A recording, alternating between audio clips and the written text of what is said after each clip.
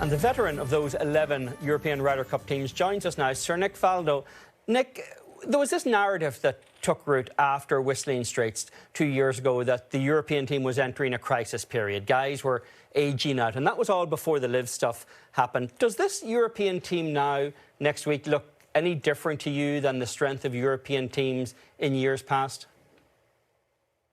Well, I would say, yeah, completely different to Whistling Straits. I agree. There was quite a hammering they got, and the big boys have got it. In any Ryder Cup, if you're going to win, whichever team's going to win, the big three or four have got to do all the heavy lifting, and they didn't that particular week. But now, they were looking for new blood, and they really have found it in this very interesting new strength with Ludwig and Nikolai. So that's pretty cool. And the backbone of the team, look, with Victor Hovland really coming alive, and, Shane Lowry, Max Fitzpatrick, Tommy Fleetwood, Europe have really transformed things, have really come alive. After America won they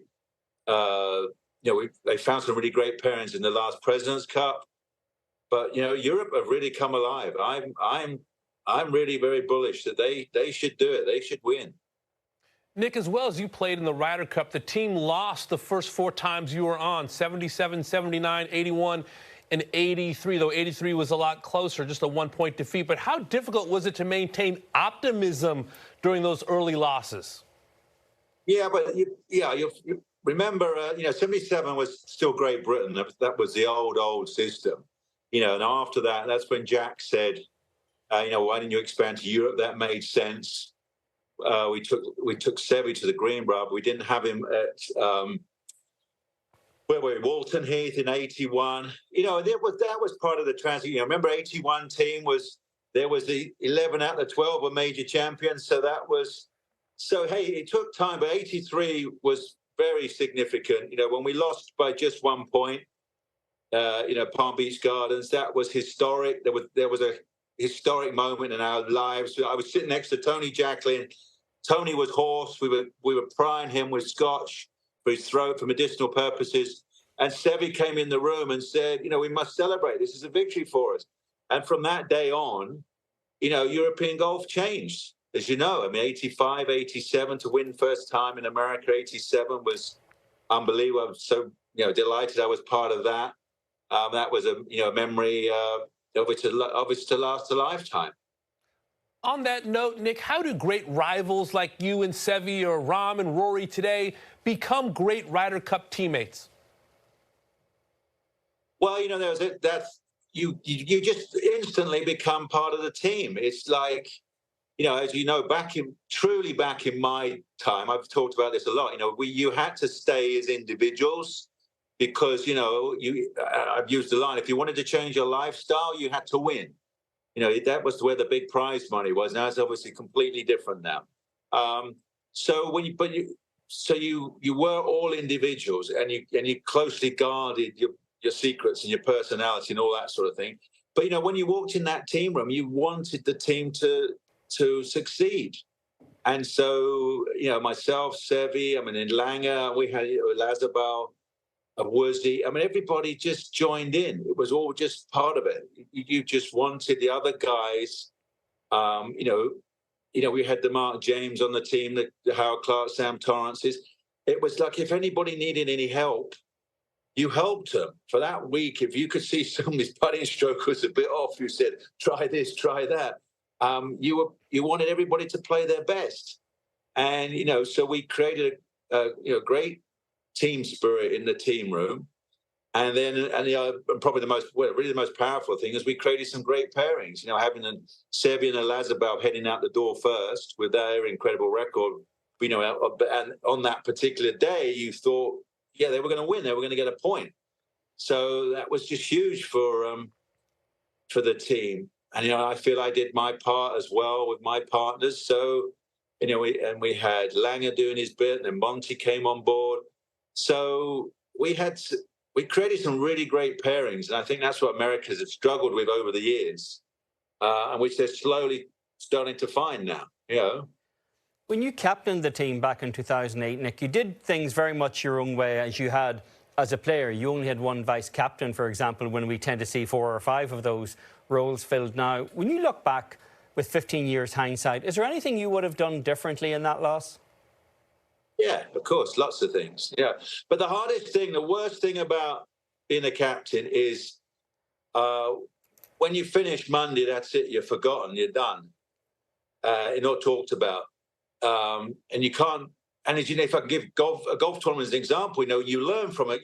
Every golf tournament you play, you've learned from the good bits, the bad bits, the whatever, the whole experience, and you go off and practice and you go again. And you can't do that in the Ryder Cup. Once you're finished, you're finished. And so thinking about it, now that we've lost quite a few potential captains with the live situation, I'd strongly recommend that if a player wants to do a couple, Tony Jackson did 4, Bernard Gallagher did 2. I'd strongly recommend that you should be given another opportunity. Maybe it's a 2-term, because you learn and you want to deal with things another time, and you can't deal with it. Whatever happened on that week is done. You cannot change anything. So yeah, that's one of my suggestions. I will suggest that when we're down there in Rome, that maybe you should give a captain another shot as well, because it's all part of the learning experience and how you can then change things better or worse for the next time. It sounds like you want another bite of the cherry, Nick. Would you do it again? No. I think no. Well, as I said, that experience is a tough one. When you go and lose, it's very different to obviously winning. You can actually be a poor captain and win, and everything gets brushed under the carpet. But if you don't win, then you're deemed as useless. Well, you've been in the captain's shoes, as Eamon mentioned, 2008. We're 1 week out. What are Luke Donald and Zach Johnson going through right now? Well, Europe went down there last week, couple of days. Good idea to do that. So, there's just a lot of communication. Now it's very different. Now they communicate probably a lot more. They've all had a good chat, and they've probably already got some kind of little game plan of what they want to do. It's important to pace yourself. Captains have got to work out what you're going to do. Obviously, they're probably going to go down there, I assume, Monday at the latest. So they've got Tuesday, Wednesday, Thursday practice. How much practice needed? It's end of the season. You shouldn't really need a lot of. They now know the golf course. That's important. The golf course is very physical. I've never been there. Up here, it's probably Fanny Sunderson said it's the hilliest golf course she's ever walked. So that's saying something. So they've got that. They may have already started talking some strategies and partnerships. Whether with it being so physical, they want to try and create a 4-ball team and a foursomes team. If you have a genuine 2 swap, you can swap them everybody out. You're probably going to get 4 players playing all 5 matches. And if you can swap the other guys, then you get all 12 on the golf course each day. That's always another one to tick the media box, as everybody talks about that one. So, it's, hey, I don't know. They've probably got a lot in their heads, or they've got some solid ideas. But, you have to duck and dive when you get there. I mean, you'll discover somebody's playing great in practice and somebody's not. And if they're all honest and they talk to their captains, then they give them good insight into what they want to do and how they, when they want to play.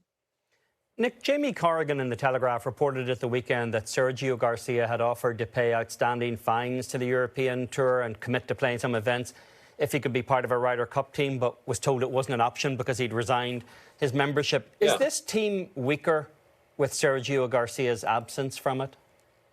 No, I mean, these guys have moved on. These guys, you've got to be kidding.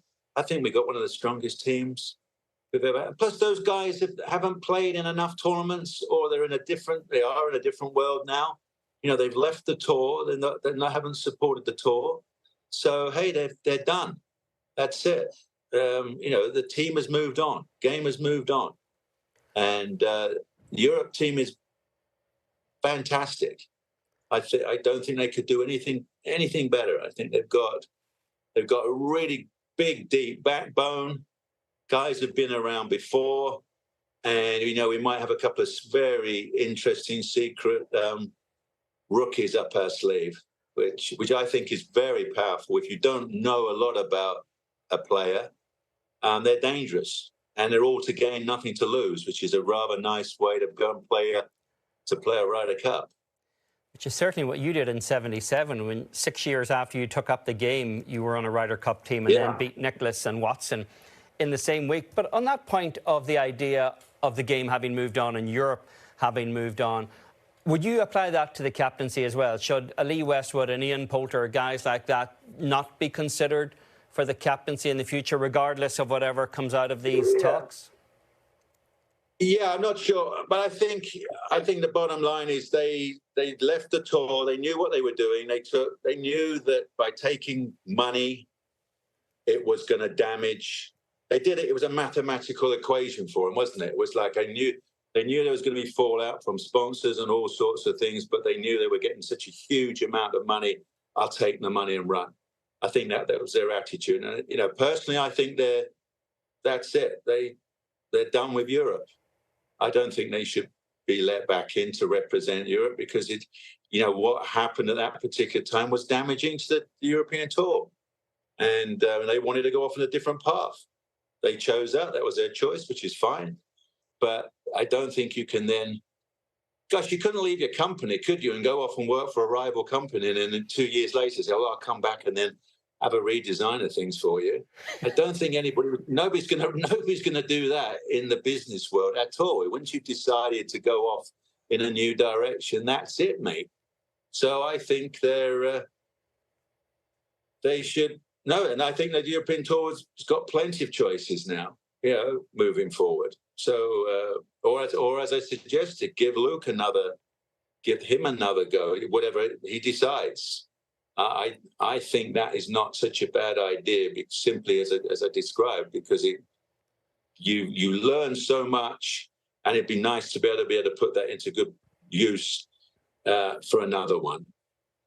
Nick, a lot of great points you make as usual. Thanks for a few minutes. Enjoy these next couple of weeks.